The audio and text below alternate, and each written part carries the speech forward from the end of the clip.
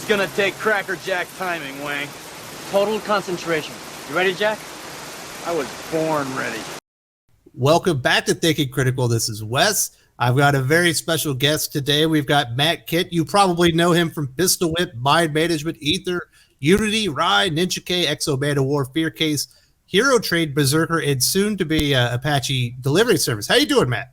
Pretty good, man. How's it going? I'm doing great. Normally, when I would talk about your comic books here on the channel, I would say the most underrated or underappreciated comic writer in the industry. But now that you're one of the co-writers of was it the second best-selling comic in the last 30 years? I don't know if I could say that anymore. Yeah, no, I feel appreciated. Here's the thing. I've always felt appreciated. People say, that's like, I get enough attention. It's fine. Absolutely. So I'm a huge fan of yours. Everybody on the channel will know that. I've especially liked your work on Valiant, Dark Horse, and all that stuff. But one of the things I've noticed I've really liked about you, and I think it's probably because not only did you start reading comics, I think at a really young age, but I think you might even been making your own comics as a teenager, but you're also an artist. And I think one of the coolest things you do, especially when you go into the magic stuff, is you really embrace comic books and you push the storytelling medium to its maximum rather than kind of just kind of static images or whatever. Is that something that's always been important to you? Yeah, no, I think I grew up, I was reading comics when I was 8 years old. And so I think, when you're a kid, you don't know. You're just reading and liking stuff and you don't know why. And then the older I got, the more I started reading comics and reading other books and then thinking about movies and then loving all of that stuff. And then sort of it was a conscious decision to do comics for a living.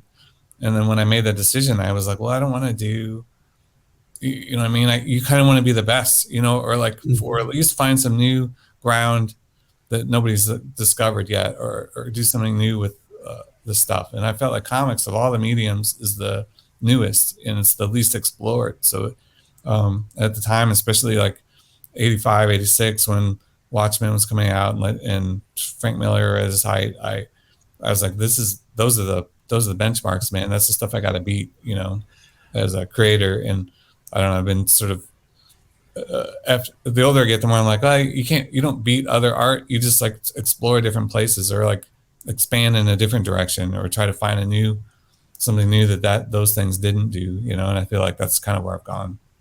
Yeah, there's so many people, and I'm not as a criticism, but obviously Watchmen is severely influential, and so many people are trying to make the next Watchmen. I'm like, if you want to make the next Watchmen, you got to make the next thing that's mind blowing or groundbreaking. You can't just kind of travel down the same path.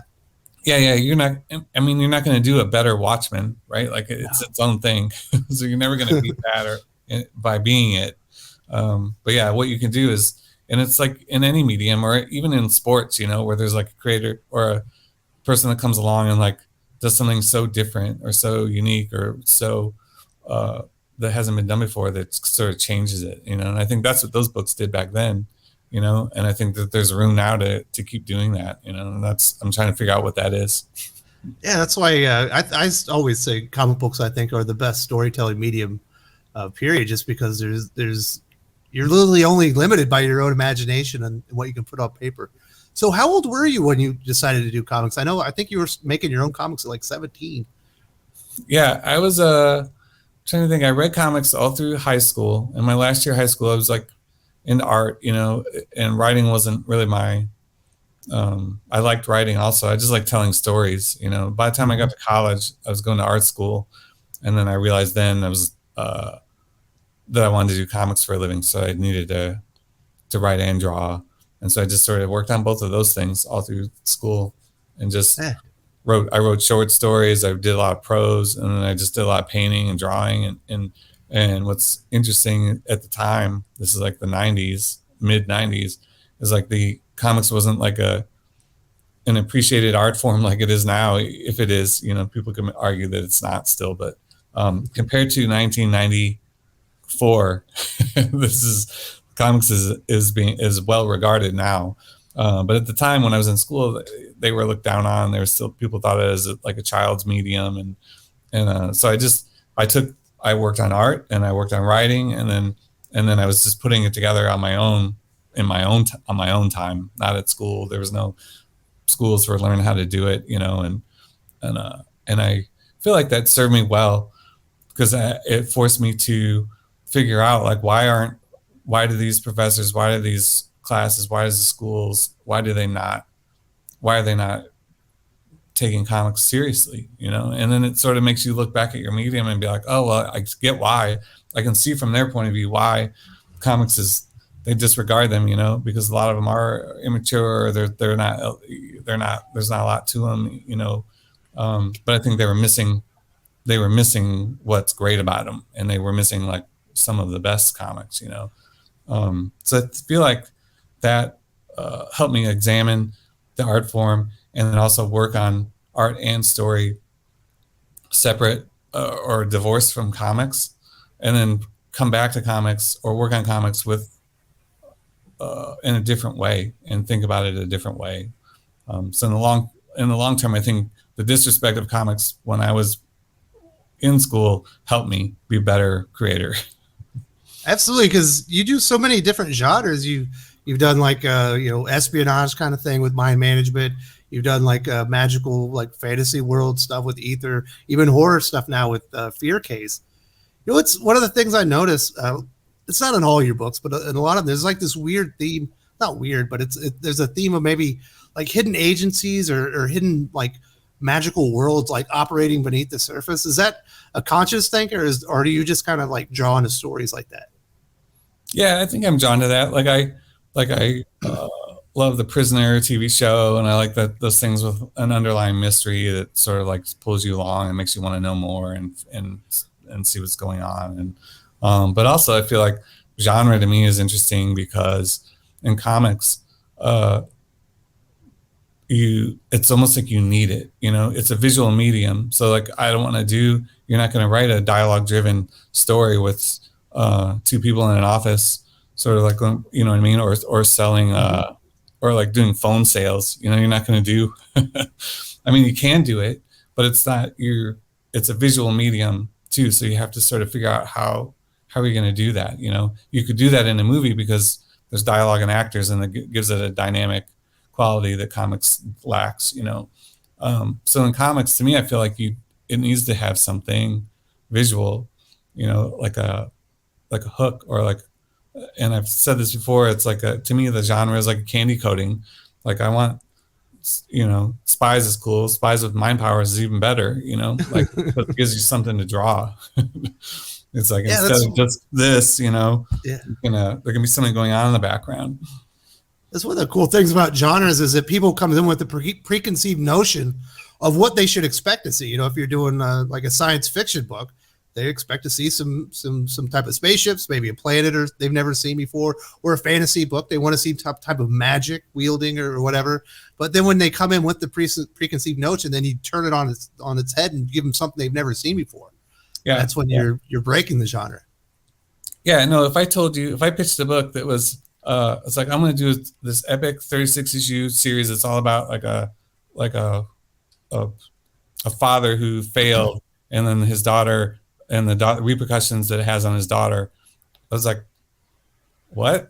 But if I told you it's like spies with mind powers, and the main spy or whatever did something bad and has to deal with the repercussions, and it's like all this hidden stuff, like what's mind management is, then now I'm interested as a reader and a creator, but so like, I think there's a way to explore like adult ideas and like grown up stuff, but still keep it fun and interesting to read, and that's the pulp. That's what I love about it. Yeah, I've got 3 little kids myself. My 6-year-old, he's old enough to read comics now, so he's really into Captain America and a little bit of like Spider-Man. But a lot with the new comics, I find it hard. Like there's a barrier for him. Like I don't think this, like a kid's even going to understand this. So I like kind of some of the older stuff where it's accessible for kids, but adults can get in there and see everything else that's beyond kind of what they're thinking about, Yeah, no, that to me is the best art, is the stuff that works on all the levels. Like a kid can enjoy it and the adult is getting something else out of it. Like animated movies do that all the time, where, it's like everybody loves it, but for different reasons. That was like the Pixar calling card, is the kids go in for all the fun kid stuff, and then there's all the jokes that the kids don't get. Yeah, exactly. Yeah. Just always kind of like that about comic books. Now, I have to talk to you about Berserker. Obviously, it feels like when they announced this, I was like, "There's a Keanu Reeves book, co-written by Matt Kindt with Ron Gardy, one of my favorite artists, on there as well." I was like, "These are all three things that I love. I wouldn't have expected them on a comic book, because you're kind of known associated with Valiant Comics, Dark Horse. You've obviously done work with Boom, and now you're working with Bad Idea. Not a whole lot of work with Marvel or DC. Not." I'm sure you could have worked in the mainstream in the past, but kind of getting on to a project with such a big mainstream star like that, it didn't feel like a Matt Kindt project, but reading the book, it's been awesome. Yeah. I think when you get to issues 6 and 7, then you'll see we did it when we were writing the book. It was almost like we were role playing. So like he was role playing his characters, and then I was role playing my characters who had their own interests. My interests are secret histories and like conspiracy stuff and everything. So there's a character in there, Caldwell, who is just funny. When we're writing the book, I was like, oh my God, this is me. I'm not a villain, but this is the stuff. This is the stuff I want to see, and it's the stuff that the character wants, And so we just sort of, it's funny how we fell into our roles when we were writing this thing. And what's funny is like I did work for Marvel and DC, and it's like but I don't like before I started in comics, I had a day job. I was working as a graphic designer, and I did that for 95 to 2001, no 2003. How many years is that? 8 years. So I had a day job for 8 years, hated it. You know what I mean? You're taking assignments and you're doing, and like you find your little moments to be creative when you can and everything. And but I was like, I can't do this the rest of my life. And then it's not dissimilar from Marvel and DC, like working for them. It's like it's fun for a minute, right? It's like, man, I get to write. I wrote Spider-Man, but I check it off my list. But then, the way I got to do it was they brought me in, they kind of let me run wild and do the thing I wanted to do. But those opportunities are so small. Like I took them when I could get them, and then, but I don't want to be. I have my own stuff that I want to do, my own ideas. I want to do my way, And so. With Valiant, I had the freedom there. I had a really good working relationship with Warren and Dinesh, where we could just cook stuff up together, and then my craziest ideas they were up for, And so you can find collaborators like that in more corporate environments. And with Berserker, it was interesting because the editors pitched me like, "Hey, Keanu's got an idea," and I was immediately skeptical. I was like, what? I don't know. What is the idea? And then the editors pitched me. They're like, "Oh, it's a guy who lives through all of time. He can't die," and blah, blah, blah. I was like, "Oh, it's Eternal Warrior," which I've always wanted to write at Valiant and never got to do, I was like, well, that's cool, but it's also, that's, what I mean? I feel like it's been done. And they're like, no, just come out and let him pitch it to you, because there's more to it and everything. And he does a good job of pitching it. So then he pitched me the idea, and there's a twist that we don't get to until I just wrote typed up the script for issue 8. And then you just start to see what the twist is. And that twist is what hooked me. I was like, oh, okay, this is something else. and then I was interested, and I saw a way where it would be fun, and we kind of just clicked, so a lot of it is just relationships, and collaborating is tricky. Like some people you just click with, and some people it's like, I don't, and a lot of times with Marvel and DC, there's like a disconnect where you're not really even talking to the artist, or you're not, or notes are coming down from not your editor, but from the top, somebody and then you don't even know where they're coming from. And so I feel like there's a disconnect there where it just immediately makes me not interested.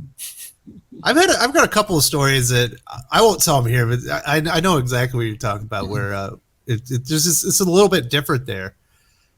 Now, my assumption going into this is that Keanu Reeves has written the outline for Berserker, and that you're going in and kind of filling in the dialogue and maybe some key pieces. Is that what the collaboration is, or is he more into the storytelling element than that? That would be so much faster and easier if we did it that way. No, our first meetings, he pitched kind of the overall idea, right? And so then I went back to my hotel that night, and I typed up like a bunch of ideas. It's like, well, here's ways we could approach it, you know. And then the next day I pitched him. I was like, well, look, first of all, I think we need 12 issues. It's too big, you know. And then here's like the structure we could use to do it. And then along the way we'll sort of fill in. I was like, here's the big moments, and then we brainstormed those and talked about it. And it really was just like, after that kernel of his idea, it's just we've had like a 2-year conversation about every step of the way, you know, and every part of it. And we know the big moments we want to hit, and then it's a matter of just sort of figuring out the in between stuff and what's most interesting and exciting, and we so yeah, we have the big plan that we came up with together, and then we do it in 4-issue chunks, so we'll have to start to hone in on those. And then we're just now figuring out the details for 9 through 12. So we had a meeting about that a couple weeks ago, and we just spent like 5 days brainstorming all the crazy ways we can do what we want to do. So. Yeah, it sounds like it must be pretty interesting. You would think Keanu Reeves would come in with like an enormous ego and be like, "No, we're going to do it my way." But I talked to Ron Gardy not too long ago, and obviously I'm talking to you now. It sounds like he's much more on the collaborative effort, kind of leave the ego at the door and let's make the best story together possible. Yeah, and that's the key to me. It's like, it doesn't matter if it's where we're at, Marvel, DC, Valiant, or Keanu. It's like, let's make the best comic. How do we do that? You know, if the ideas and the notes and all the feedback and the back and forth, as long as it's in service of the best story, or like, let's figure out the best story idea, then I'm on board, you know, and that's kind of what it's been. Yeah, you know, you've mentioned Dinesh and Warren Simmons a couple of times. Obviously, Dinesh would have been, you know, one of the owners and the chief creative officer. Warren Simmons would have been the EIC, I believe, or was he the publisher? He was one or the other over at Valiant Comics during your time there. And I'll be honest, that era from like 2012 to 2017, 2018, right up against the second Harbinger War. I think that's like the best shared comic book universe I've ever read in my life.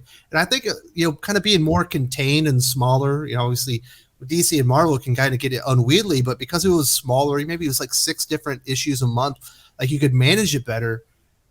But, you know, you had so many great creators. You got like Jeff Lemire, Robert Venditti, you had Clayman, like Tomas Giorello, Carrie Nord. You had like all these wonderful creators all at this little a smaller publisher at the same time. Like, how does that even happen? Yeah, no, the thing about Valiant, especially that era, which was great, is that they curated that line so carefully, you know, and they weren't just pumping out a bunch of books, you know. And then the challenge there is like, why would you launch another superhero line of books with characters that a lot of people don't know about or care about, or they cared about back then, and they you know what I mean? It's like, it's a little bit insane to do that. Like, how do you even make a dent, you know? And the way to make a dent is to just good stories. And I always felt like that too. I was like, well, this is what you kind of wanted. You want Marvel and DC to be, you know. It's like, you don't need as many books. You just need you need all of the books to be good, you know. And I think that was always the goal, is like every book good, you know. And then and I think concentrating that and getting just like the best creators working with the best creators to do these books made them special, you know. Yeah, it's crazy because I haven't read comic books my entire life. I started reading comic books when I was older, and really those I think it's the first 10 issues, maybe it's the first 14 issues of Robert Venditti, Carrie Nord on Exo Man of War. That's like that's my favorite character to this day, you know, including the work that you did on the character. Like, really brought me into that Valiant universe, and I was just in love with it. And then everybody on the channel is going to know that if they've been with me for a while, that like my favorite comic book story is that Rye story that you do. I believe it's Rye 1 through 8, and then it culminates with 4001 AD. Yeah. I am an enormous sci-fi fan. I'm enormous, you know. When I was younger, my uncle came back from the army, and he had a VCR when that was a big deal, and he had like Conan the Barbarian and Excalibur and Sword of the Sorcerer. So I've always loved swords. So it's almost like this weird mix. I don't know if this was intentional or these were your influences of like, you got like some 1984, you know, aspects to it, kind of with the Matrix, where you have these characters that are operating with different rules than everybody else. Then when you get this really cool sword, samurai element to it, it was like literally you checked every box of everything I could have ever loved about a comic book.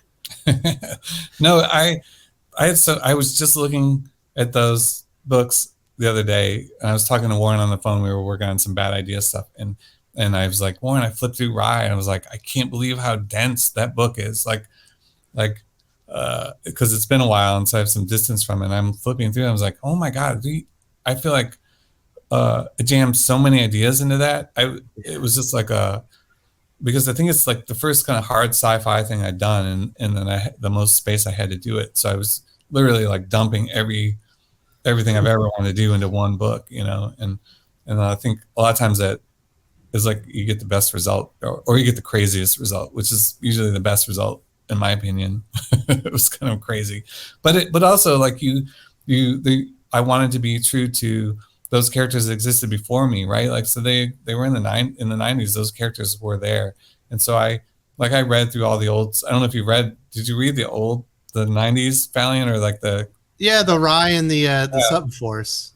And what was cool, Rye and the Future Force. There it is. So I read through all that stuff, and it's dated, like it's hard for me to go back and read almost anything from that era, just because it's a different time and books are written in a different way for a different audience. And so I read through it all. But what struck me about that series in particular was like they jammed so many ideas into it, so many high concepts, like just throwaway stuff that they would just jam in every issue. And so I felt like I was like, well, I want to be true to the character, but I also want to do that. I was like, let's take a lot of that stuff. Like there's the idea with the dragon and father. Those are things that were in the old books, and I was just trying to make them new or make them just turn up the volume on it, and so it was just kind of fun. Yeah, it's crazy because you're on an enormous satellite essentially. New Japan is orbiting above the Earth, yeah. And then all the credit in the world to Clayton Crane as well. Some of the most striking visuals you'll see in a comic book. I've watched on his YouTube channel how he made some of that stuff, and it took him hours upon hours. You could see the detail of work. But when you go around that universe on New Japan, and there's like a desert, there's like all these dinosaurs and all this stuff. I was like, where do they come up with this? This is like a fully fleshed out like planet on this satellite. Yeah. No, it's funny is like I was a huge fan of Westworld, the original movie. And what I loved about it is this idea that you could walk from like the Western town into Roman town, like you just like, there's something about that. So I really want to do something where we wouldn't be limited in any way. Like last thing I want to see is just the satellite with all like, looks like the Death Star inside for the whole, for like 12 issues, like that's boring. And it's boring to draw. Like being an artist as well. Like I had a lot of conversations with Clayton where it's like, what do you want to draw? Like, what are you into? What do you want to do? And I remember him mentioning he wanted to do vehicles. And I purposely don't write a lot of vehicles in anything because I don't like drawing vehicles. Like they're hard and it's like, I'm not good at it. And so I'd rather draw anything else. So, but I was like, oh, okay. So then you'll see there's like a, I can't remember which issues they are, but then all of a sudden they're driving around tons of stuff. And then he's got like a motorcycle thing or something. I can't remember. Yeah, it's where they meet up with like the underground resistance guys, and they're they're like going around. I remember that. Yeah. And it was like, I think because 6 months earlier he told me that, and I was like, oh, well, we'll make something happen. And then I think he wanted to do stuff with like snow and something in the cold. And so there's this great image where it's like when he said that, immediately I was like, oh, I have this great visual idea for like this, just his red. And it's all white and it's snowing and everything, and you just see red, and slowly he emerges out of that. And so it's just having talks with him gave me ideas, visual ideas, and then helped drive the story too, And that's always when the best storytelling comes out, right? When it's a collaboration. Yeah, for sure. And that's why like anything I've ever done, it's always been driven by the people I work with and the collaborations, and I do my own thing all the time. So like no matter what happens in any other thing I do, like I know that I can just write and draw my own book, and I'm doing that, and I'm perfectly happy. So like if I'm gonna do something with someone else, it needs to be somebody I like. It needs to be a collaboration that's fun.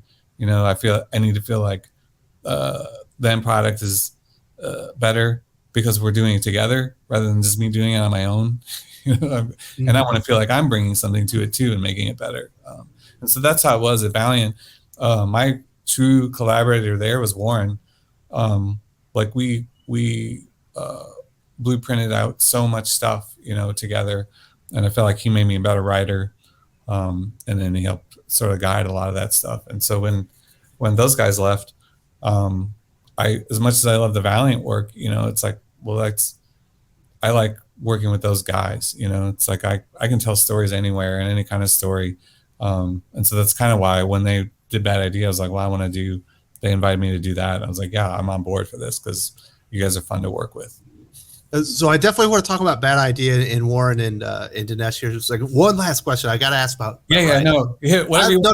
No. I love little payoffs, like connective tissue, like that little Easter egg that you seed, like a year earlier, then they finally pay it off, and you've been a reader, and you're like, oh my goodness, that's what that was. Mm-hmm. So I read Rye, and then I end up reading the Book of Death, and I read the companions. And I remember when I'm reading that, and I finally see it's the death of or the fall of Ninjak, and he puts the sword in the ground as he's perishing, and then I realized that's where the tree grew, and that's where the sword that Rai took back to New Japan to free everybody came from. Yeah, no, that Fallen Ninjak is probably my favorite thing. My favorite, 24 pages, whatever it is, it's my favorite pages I ever wrote there. There's so many things because that's the one too where isn't he with Eternal Warrior, and then they've been working together, right? Like he's like missing his hand, and he's expanded his life by using his teachings. And I had this idea. I love the idea of Gilad and Ninjak having had this long friendship together where they went on all these adventures we didn't see, and we're seeing them at the end of it. And my idea was like we could circle back and do like 50 issues of them, in the near future doing some crazy stuff together and everything. But I love that. I love them sort of being friends and all that. And it ties in Livewire into New Japan as well. There's so many little pieces of connective tissue. And I remember when I was reading, I was like, thank you so much. It felt like the biggest payoff of like my comic reading life. I was like, this is what I've been waiting for. Yeah, I appreciate it. I'm right there with you, man. It was so fun writing that. I was so excited about it. And obviously, you've mentioned Dinesh and Warren Simmons and as being collaborators as far as creative. They did create Bad Idea. Dinesh, he sold, or maybe it was bought out. He obviously sold Valiant. He kind of started like a production company. I think he assisted in the creation of the Bloodshot movie. And then he finally got back into comics. And it feels like Dinesh, in his heart of hearts, is a comic book fan, like first and foremost. That's the impression I get. So moving over to Bad Idea was just like a no-brainer. Yeah, for sure. And it's like both of those guys, and I work with Dinesh's guy I work with like once a month maybe, and Warren's like the guy I work with every day. So like getting to still keep going with them and just getting to come up with stuff from whole cloth, like new, like anything, I remember when we were launching, we just had a big meeting, and I was like, I have a folder with like all of my ideas, all the ideas I've ever had, all the ideas. And as I get new ones, I put them in there. And it's just like 100 documents with each one with an idea.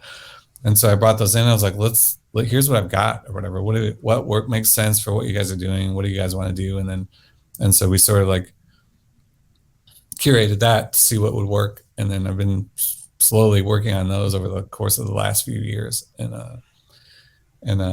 getting to it. That's what my goal is. Like, I'm going to die before I get all my ideas done, which is okay. But it doesn't keep me from wanting to try to get them all done. As many done as possible. So what did it mean to you when they announced Bad Idea and there was going to be the very first book? It's your book. That's a lot of confidence, not only in your ability, but your idea that this is what's going to best represent what Bad Idea is going to be moving forward. It was. I told him, I was like, "Boy, this is a year. It's a lot of Matt Kindt this year." But I don't care. I just I like making books, so it doesn't like all that other stuff. Hopefully people will find it, and people will like it. And like the business stuff is the business stuff, and I'm interested in it, and I like marketing and PR and all that. That's all fun to me. But at the end of the day, if the books aren't any good, then what's the difference? What does it matter? So at the end of the day, you're the creative guy. You just want to be on the creative end. And yeah, no, I want to do it all. Here's the thing. I don't want to be like, I feel like creators, especially in comics industry, and the older I get, it's like, you have to be good at everything. Like you have to be good at, you can't just, everybody wants to just like, I just want to sit and draw comics. You know, it's like, well, that isn't going to work, because you need to, like, you're the captain of your career. So you're going to kind of your own brand. Yeah. Yeah. And it's like, you got to be engaged on every level and every part of it, you know, and like, even if you're not good at it, at least know what's going on and be interested or try to steer it, you know.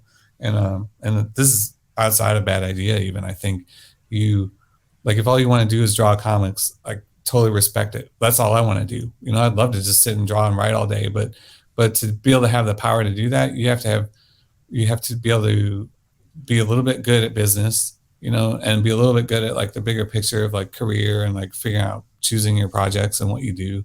And then a lot of it, like, especially as I get older, I was like, you have to be able to make some money. Like, it's not about the money, but the money that the money affords me the ability to do exactly what I want to do, draw the book I want to draw, write the book I want to write, you know, and, otherwise you end up getting stuck in like a loop where you do work for hire, or you're doing stuff that's just because you need the money. And I don't want to do that. I'd rather be poor, you know, and I've been poor. I've been really poor, but I was happy doing the work I was doing. It's one of the things I've noticed about you. You're not afraid to take chances. I think you had was it a book or a comic that there was only one copy of, and you auctioned it off, and now I think recently, well, not recently, but you did the NFTs that went along with mind management. You're always kind of looking for that next evolution of the business. I'm just trying to, a lot of it's always driven by creativity, right? So like if I have an idea, it's like, I'll do that idea, and then money is incidental. You know, it's important because I want to keep doing the work I'm doing. But the initiating idea is always like, well, is it fun? Is it going to be interesting? You know, does it have something to say? You know, so that's always what's driven it. And I just said, I've been pitching this. Well, I'm not going to pitch it. I have a new idea for a kind of book next year that's a graphic novel that takes a form that I don't think anybody's done. But I don't want to spoil it, and I don't want to give my idea away. Absolutely not. But we'll talk about it again. Yeah. When it's the right time. But yeah, I'm looking for different ways to bend comics into different ways to tell stories, you know, and a lot of times, like, the hardest thing to do is do a 22-page comic in a comic size format and make that new and interesting. You know, that's the biggest challenge, and I've been trying to do that for a while. Absolutely. Obviously, NFTs are going to be kind of a big part of the future, not only in collectibles, but in in digital comics. If you want to make something collectible that's digital, you could make it a limited run and make it an NFT a minute and all that stuff. Yeah, I know you got a lot of crazy feedback on that, though, right? Yeah. And this year I've talked about NFTs more than I ever cared to talk about it my whole life, you know. So I'll give you a minute on it. But my take is like, I don't think the environmental impact, I don't think people realize what that is. Like, when I did one, I didn't understand exactly what it was. I'd read a couple articles and I was like, oh, it was so new, you know. And I think until they figure out the environmental impact of that stuff, it's not going to be good. And my intent was always to just do one because I had a fun story that would sort of like call out the absurdity of collecting a thing it's like, how can you own a thing? And then the idea of owning a digital art that's like, everybody can have it. Like, there's an absurdity to that sort of gave me an idea for stories. So I did one. But yeah, I'm not a proponent for them. I think until they figure out like the environmental impact, I don't know that we should be doing them, you know. And but here's the thing, I hope that they can figure out how to make them environmentally sound, so that digital creators or digital only artists can actually I think there's a way to do it where you can get like, if you sell your art, it's a way to sell your art when you don't have original art, you know. And I think that's a benefit, I think, that people just don't realize. It's so new, man. It's like, who even knows? I only know everything I've just said or whatever. Don't at me. I didn't mean to Man. get you in trouble. I wasn't trying to. I just know that there was the feedback that you got. Yeah. No, that's okay, man. Everybody's got an opinion, and here's the thing. I know my intent, and I know my heart what I'm always trying to do, and it's never about money. It's always about I want people to think, and I want pushing boundaries. Yeah, I want to do something that's entertaining, and every book I've ever done, like at the end of the day, if you were gonna summarize what my books are about, it's like don't do no harm and look out for other people. And so that's literally the point of every book I've ever done. So well, speaking of every book you ever done, you do have a few things that are out there that if people are interested that are out there to buy right now. One of them that you have is Cosmic Detective. What's that one about? Yeah, Cosmic Detective. It's a book I did with co-wrote with Jeff Lemire and David Rubin doing the art, and then we kickstarted it I don't know when it was, in the spring. I can't remember. It's been a little bit, but it's a book that Jeff and I had been writing, and we've been kicking back and forth for a couple of years. We had conversations about it and talk about the story and sort of lock that down, and then we would write a chapter and send it to the other guy, and then kick chapters back and forth. And then we stitch it together at the end. Our co-writing it's not dissimilar to me and Keanu as far as like, we agree on the idea and then sort of just keep working at it till it's shaped into something, And then David on the art. David's amazing. If you haven't seen his stuff before, he's got a lot of books and they're all so good, And I worked with him on Ether. It just brought out a big absolute edition of that, which is great because his art's big and it looks good.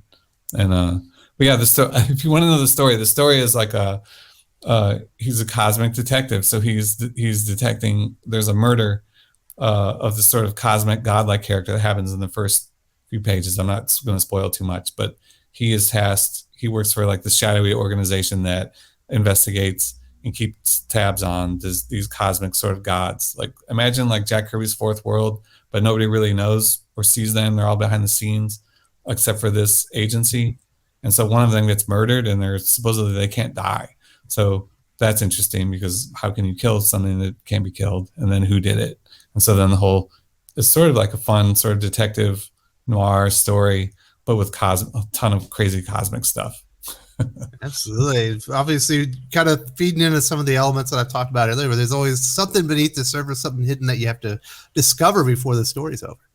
Yeah. No, and it's great because at the end, David's art just at the end, it gets big.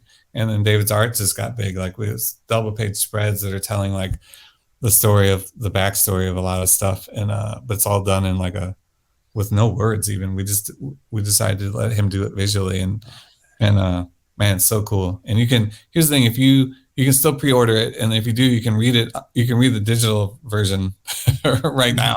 It's all done. We're just waiting. The printers, printing and everything, and the everything's backed up. So it's to the printer, and it's going to be printed, but we're still waiting for it. Speaking of comics with no words, if I was going to recommend a Ninjak comic, I don't mean this as a disrespectful one. There's a silent Ninjak story.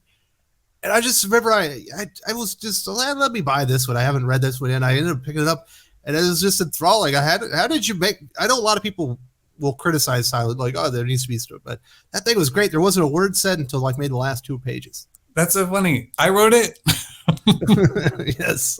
What happened in that one? I'm trying to remember. It sounds like one of my. He's going for the tunnel, and it's like the lady with the long red hair is kind of waiting at the end. Yeah. Oh yeah. Yeah. No, what's funny is like, I guess if you like I was reading comics before you, I'm older than you and I've been reading longer. So there's an issue of G.I. Joe 21, which is like legendary because it was a silent issue where it's like Snake Eyes goes on a mission and Snake Eyes never talks. So he goes on this secret mission and then it's all silent. And at the time when it came out, it's just like, and you're 10 years old, it like blows your mind, So I've been obsessed with that idea. And I did that Ninjak also because I thought it was funny because he's a ninja, and I had another friend of mine here in town. He was working on some ninja. He does like a funny ninja comic strip, and he's like, he had a gag. It was like, what sound does a what sound effects does the ninja make when he's like throwing stars and everything? And I was like, it doesn't make a sound. He's a ninja. he's a ninja. Right. So I think that from that joke came that issue. You know, I was like, well, this is great. He's a ninja. He shouldn't make any sounds, you know. And I did a similar thing in mind management where I had a silent issue. But the twist on that one was it was filled with thought balloons. So like it was the only time I've ever used thought balloons in anything I've ever written. But it was, and then I just had it so you could read everybody's like stream of consciousness thoughts for the whole issue. So ironically, the silent issue had more words than any other issue I'd ever done. So you've got a couple other projects. You've got the Heck Anthology. Where can people get that one? Heck Anthology, same thing. Like you can, if you look online or whatever, go to my social stuff. You can pre-order that as well. It's being printed at the same time as Cosmic Detective, and that's been a little bit longer. We've been waiting. I share a studio with Brian Hurt, who's the artist on Six Gun, and he does a lot of stuff with Cullen. And he took a little longer on his art. I'm not throwing him under the bus. He took longer for his art, but the pages he turned out are insane. Like the amount of detail he put into those. And this sounds like I'm just like trying to pump up the book or hit. I'm not. It's beyond anything he's ever done. I'm a fan of his stuff. Like Six Gun's amazing and the art's great. And he did this and he colored everything. But what he did was, we have the books are bigger. So they're like album size, like European book size pages. And he decided is like, oh, that means I can do more panels on the page. So some of those pages have like 20 panels on them. Like it's almost like 2 pages put together. So the amount of storytelling he put into it, and the detail, it's like I just haven't seen anything like it. It's like my favorite thing that I've read in comics, you know. And I watched him do it right next to me, so it's exciting. So those are all your stories with his art, but they're just different stories? No, the Heck Anthology was the 3 of us that share the studio. It's Marie Enger, Brian Hurt, and me. And we all did maybe 40 or 50 pages worth of short stories, self-contained stuff. They're not connected at all except by theme, which is sci-fi, future, you know, that's the only theme we had tying it all together. So it's all 3 of us with stories sort of put together and into like a big hardcover book. Very cool. And then the last thing we got up, this one hasn't, this isn't being crowdfunded or anything, but it's coming out through Dark Horse Comics, January 5th, 2022, Apache delivery service, a 4-issue miniseries. And is it Tyler Jenkins and his wife? Yeah. Tyler and Hillary. And what's fun working with them is they tweak their process every time. So like if you go back and look at Grass Kings, Tyler was painting that himself, and then Hillary came in and she started painting it. It was all watercolor and gouache with ink. And then what did we do after that? Black Badge. So Black Badge did something else where he did all the art and then she painted kind of underneath it or on a separate layer. And so they combined them. And so if you ever see that original art, you should look it up because it's the way they worked was so interesting. She was painting in like these big color blocks. And so that was cool. And then what do we do after that? Fear Case. Yeah. Fear Case. Then he did, he was using like charcoal, a mix of charcoal and ink, or mostly charcoal. And then she was painting over that. So that had like a unique look. And then with Apache, same thing. They're what is their process for this one? He's drawing smaller and using different pens. And then she's painting over I don't know. It's just like it has its own unique look. What I like is like, so this one it looks different than the others, and they sort of adjust their style based on the story, you know, to sort of fit the theme and the what the story is about. And it's gonna be like First Nation soldiers in war. Yeah, no, it's one guy in First Nation guy in Vietnam, and then sort of follows him, and then he runs into like another crazy character who may or may not be a serial killer who's using Vietnam War to cover up his crimes, and then they may be trying to find Nazi gold that's hidden in some caves that may or may not be guarded by witches who may or may not be supernatural. And I'm saying may or may not because all that may be real and all, and it may just not be. there's a few little twists here and there at the end and everything, but it's a lot of weird stuff put together. Absolutely. So if you haven't put that on your pull list, definitely go to your comic shop, put that on your pull list. You're gonna want to support Bad Kit. The guy, he can write it all. I do have one last question. There was a series that you wrote. It didn't feel like a lot of people were talking about it, but I loved Bang. I just loved the idea behind it. There's like a pill for each like action star. Oh, I want to be John McClane today. I'm going to take that pill, or I want to be 007. I thought that was so much fun. Yeah, thanks, man. Yeah, Wilfredo, we did book one, and Wilfredo got invited to do the Superman thing, which if you haven't read, you should read it. It's amazing. Robin Superman 78. Yeah, Fantastic. He called me up, and I was like, Fred, you have to do that. It's like because he had been doing like sketches, and I think the idea for that book, and I may be wrong, this may just be my impression of what happened, but he would do like Superman 78 sketches and everything, and like on his Instagram, and they just look great. It was like his style's perfect for it. He was really good at it, and I think that's what this series was born out of. And I was like, Fred, you have to do that. Like, let's take a break from Bang. We have 2 or 3 more books planned. And then I was like, let's take a break, do that, because you need to do that. It's like a once in a lifetime thing. It's Superman. Like, I'm not going to keep you from doing that book. So plus you got a stack of other ideas, right? Yeah. And so he's going to come back. We have one idea we're going to do next before Bang Volume 2. And then we're going to do Bang Volume 2 and 3, but we have a lot more. I'm very excited. Thank you. That is good news. I'm glad it's come back. I've been wondering about that one. So, Matt, I do want to say thank you so much. There will be a link to Matt's website and whatnot if you want to go out and find the books and all the stuff that we talked about. I cannot recommend Rye and 4001 AD any higher. That is my absolute favorite comic book story of all time. And so it meant the world to me that you come out here and talk to comic books with me, and I really appreciate it. Yeah, thanks, man.